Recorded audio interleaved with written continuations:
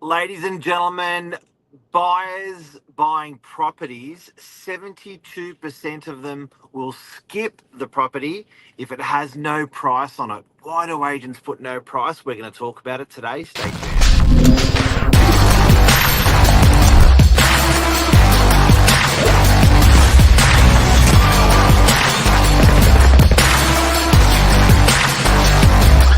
I'm the ringleader, so listen up. Danger, danger. Whoa, I like it. Billy DRURY from Novak Properties, Property Pro, Mark Novak. How are you this morning? I'm so good. How are you? Yeah, good. Good weekend. Great weekend. Great weekend. No danger for me, but this is pretty deadly. Now, what was the highlight of the old Saturday night, Sunday?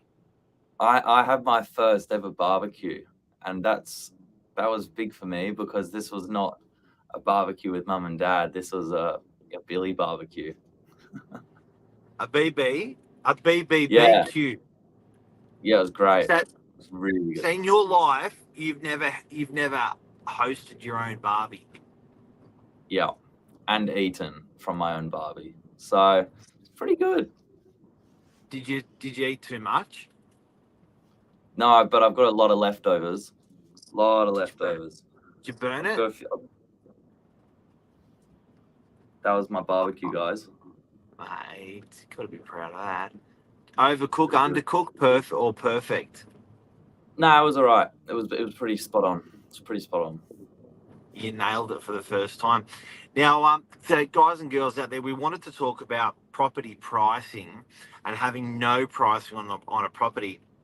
Now, obviously, you can sort of include auction in this auction guide, no auction guide, but we really talk about properties for sale and why agents don't put a price on a property, what the motivation there, and the impact that has on the effectiveness of the sales campaign.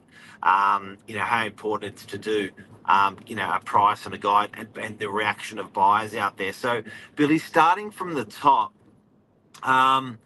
When you look at a property and you don't see a price on it, so you see the photos, you see the floor plan, addressing, that looks good, and there's no price, what's your emotion as a real estate agent when you see that? Oh, it gives me the shits as well. I think no matter what you're looking for, you just want to know the price. It's like unfortunately, the first thing that, I think everyone looks for. And sometimes that's tricky to manage as a real estate agent as well, because you want to sometimes draw on other features of the property, what it has to offer before you start negotiating price. Because the reality is, if you've got 72% of buyers flicking through properties and saying no price, no good, you're actually not even going to get them through the door sometimes. And that's quite, harming to a campaign. So you want to get someone's attention, but you also want to get them through the door. Why do agents do it? I think there's two reasons, or there's at least a couple of reasons. One would be in the initial phase of a campaign, they want to do some price discovery. And so that means there's no figure set on the property without a bit of buyer feedback. That would be at least one reason, and that's quite logical. So why wouldn't an agent be able to put a price on a property? Why would you need to do price discovery? Sometimes it's really unique, and of course, you as an agent, you've looked at recent sales, but sometimes those recent sales aren't comparable enough, and sometimes you're just going to need to hear some feedback before you put a price on. Particularly when you go into realestate.com or Domain, they are such price sensitive search engines that if you get that pricing wrong, it does more damage than good.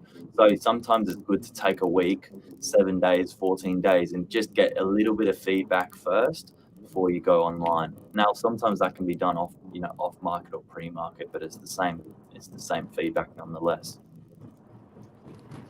So, owners and agents. Oh, sorry, the agents for the owners. The owners are not confident with putting a fixed price or a guide price on there. So much so that they actually just don't put a price at all. So are you suggesting that they'll do this for a week or two and then a price always goes on there? Because sometimes there's just never a price, yeah? Yeah, certainly not always, but sometimes. I'll give you an example as well. We're selling a home at the moment in Narrabeen, which has got a couple of features that make it very different to every other home in the suburb. Yep. So we had to get a little bit of feedback there before we could put a price guide on. That was about 7 to 14 days in. Another example is in the past we've sold a really amazing opportunity in a premium suburb, but it's a knockdown rebuild. Now, to give you an idea, there was no knockdown rebuild sales in the area. That was something that again had to be guided on feedback. But sometimes got no it. price at all. You're right. So it is a fact that it is going to nail your inquiries, but the inquiries that you are getting, you're really going to try to work with them to find out on price. I do see it as a buyer how frustrating that can be in a campaign. I ran a campaign with a tender process which had no Yeah. advertised price. And again, it allowed me to have the conversation with every single buyer. So there was 210 inquiries that we had on the property, and it allowed us to Mate. work with those inquiries, with those price guides, what other people were thinking about it, and then we were guiding we started guiding towards that 10 to 11 based on the feedback, and then that leveraged up to the 11 to 12 and sold at 11.5 last week. So it's an interesting thing. It is a frustrating thing for buyers. All in all, putting your price on the property, I really recommend it if you're not auctioning. I think that probably I'd say across New South Wales, probably 30% of properties, 40% of properties would be auctioned. Probably a further 40 or 50% of properties would have a price on it, and 10% would have no price. And this is what we're talking about today, the properties with no price. Anything else to add on it? Well, I think certainly look at the type of property that you're selling, and make a decision based on what's selling in competition as well. If we're selling a 2-bedroom apartment in DY, guys, we've got plenty of data to really understand before we take it to market where the price guide should be.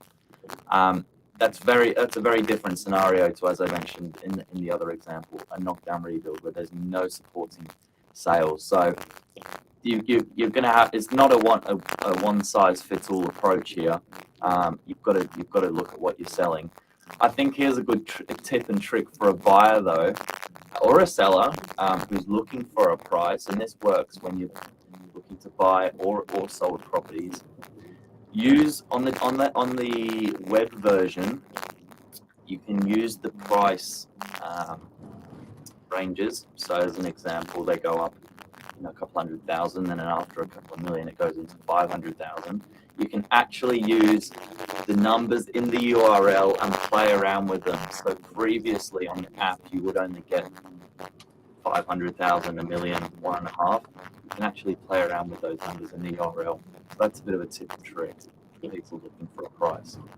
Okay, this is really, really important, guys and girls. Before we go, this is the biggest hack that you'll get. When you search in price order on realestate.com and you are dealing with the property that has no price, it will place itself in price order. So what you can actually do is you can start to, with your drop down prices, you got, okay, say, because all agents, if you don't know this, all agents must put a back end price on realestate.com. Then we can choose what is displayed. That's a separate price. So if you want to know the back end price that the agents put in there, you can sort it in order of, say, high to low price or low to high price, and it will tap into or drill down in between properties that actually have prices. And if you want to take it that extra step further, you can physically search the price and see if it turns up in there. So you manually enter in the price and see if it turns into that search. Then you know what the agent put in for the back end price. So again, if you don't have a price on a property and you're a buyer and you're searching and there's no price the agent's put there, you can search that end price by that sort order. Yeah, I think that's a really good tip. But if you're stuck with this and you're looking at a property, drop us a message, whether it's with Novak or anyone else. You need just a second opinion or a helping hand, throw it our way. We've got some really good software that can generate suburb reports, street reports, what's sold on the street, what's for sale in the area. Just gives you a bit more of an idea. Beautiful. I think that's the show. It's a snappy one. That's the show. Have a great day, everyone. Thanks, Billy. See ya. See Good you. luck.